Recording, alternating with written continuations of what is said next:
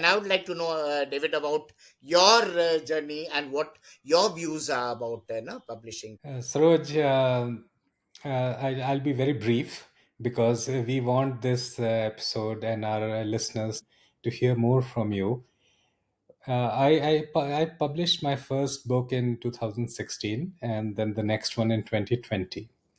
So initially, when I started writing full time, that was, I believe, in 2014, I too had thought of pitching a literary agent and then finding a traditional publisher. But while I was writing, I was also researching about the paths to publish.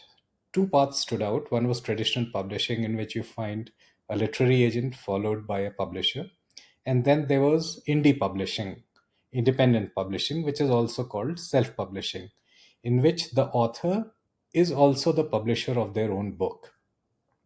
During those 2 years, from 2014 to 2016, I realized that there were profound advantages of being a self published author.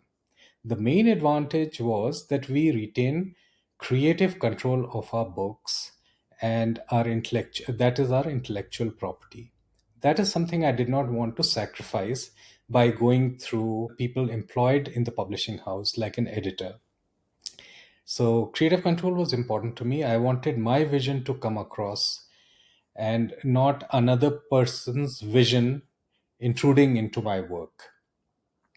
Secondly, as far as royalties are concerned, for an ebook, a self published author retains 70% of the royalties, and for a print book, we get about 50 to 60% royalties when we make sales. And lastly, as far as marketing is concerned, I felt that if I do the marketing on my own, I will have complete control over that.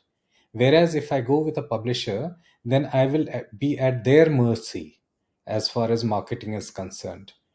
If if we have a publisher who's aligned with your vision and your book, they will market it according to their budget. But there are other publishers who don't do any marketing at all, and then it's ultimately the author who has to do it.